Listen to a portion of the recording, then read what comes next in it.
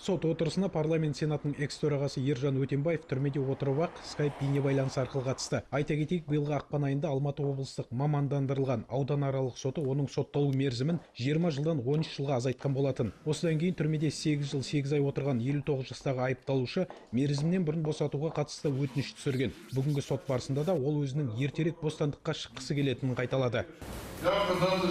Мені Қазақстан Республикасының заңнамасына сәйкес мерзімінен бұрын босатуыңызды сұраймын. 1,5 сағаттан аса уақытқа созылған сот кезінде марқұм Алтынбек Сәрсенбаевтың туған ағасы Рысбек Сәрсенбай және саясаткермен бірге қаза тапқан азаматтардың туыстары да сөз сөйледі. Олар 2006 жылдың қысында Алматы шетінде өлтірілген туыстарының қазасына қатысы бар қылмыскерді босатуға үзілді кесілді қарсылық танытты. Рысбек Сәрсенбайдың айтуынша Ержан Өтембаев тапсырыс берушілердің кім екенін біледі. Дегенмен осыған қарамастан Астана қалалық мамандандырылған ауданаралық қылмыстық соты Өтембаевтың өтінішін қанағаттандырды.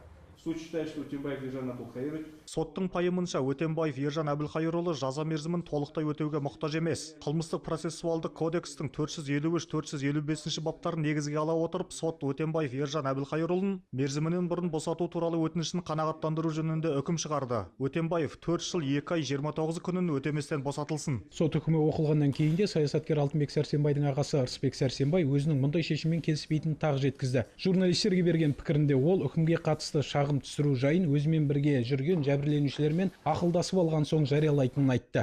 Бұл жай ғана қатардағы бір тұрмыстық қылмыс емес. Бұл халықты, қоғамды, мемлекетті дүрліктірген үлкен қылмыс, ауыр қылмыс.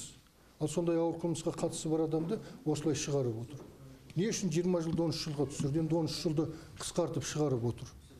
Мен айтар едім, бұл біреулердің айтақтауымен қылмыс жасаған адам. Не болмаса біреулердің жасаған қылмысын мойнына алған адам.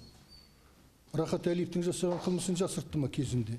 Айта кетейік, 2006 жылы парламент сенатының экс-төрағасы Ержан Өтембаев саясаткер Алтынбек Сәрсенбаев пен оның екі көмекшісін өлтіруге тапсырыс берді деп айыпталып, 20 жылға бас бостандығынан айырылған болатын. Ал 2013 жылы кісі өлтіруге қатысты қылмысты орындаушылардың бірі Рустам Ибрагимов негізгі тапсырыс берушілер ретінде Рахат Әлиев пен Ұлттық қауіпсіздік комитетінің бұрынғы төрағасы Әлнұр Мұсаевты атады. Қазірде осы екі адамға халықаралық іздеу жарияланған. Өркен Жайымерген, Виктор Гуч, Қазақ Ньюс, Астана.